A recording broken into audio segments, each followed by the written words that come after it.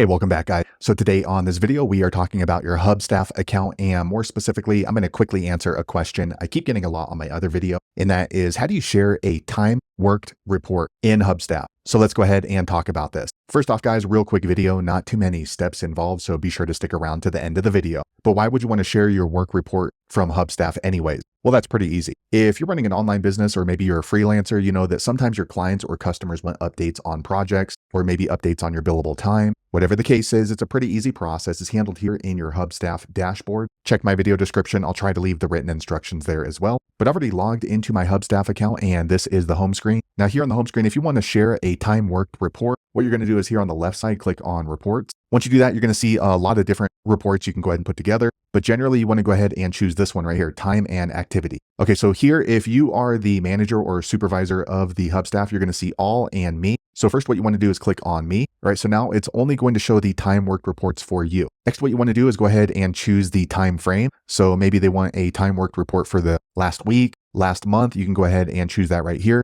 You can also choose specific dates by choosing right here. So maybe if you just need 3 days or the past 2 days. For the purpose of this video, I'm gonna go ahead and choose today. All right, next you wanna be sure to filter this out, especially if you have other clients or different projects you're working on. Just click here on filters and you can go ahead and sort by clients, or you can sort by project. So that way you're not sending your time worked report for a project that's not related to one particular customer. Once you do that, it's automatically going to update and you can just go ahead and click out of it. Now, if you scroll down a little bit, it's going to show your time worked report right here based off those filters. Now, in order to share this time worked report, click on one of these two buttons. So you can either export right here to a CSV or a PDF. So this is going to be more of an attachment. However, if you want to simply share it on a web form, just click here and then you can easily add in your customer's email address or your boss's email address. You can type in a message and then choose the file type they're going to receive. So there you have it, guys. If you're wondering how to share your time worked report inside of HubStaff, that's the easiest way I know how to do it. If you know an easier way, be sure to leave a comment below. Let the rest of us know how you did it. Hopefully you found that video useful. If so, click thumbs up or maybe consider subscribing to my channel, and I hope to see you on the next video. Thanks again for watching.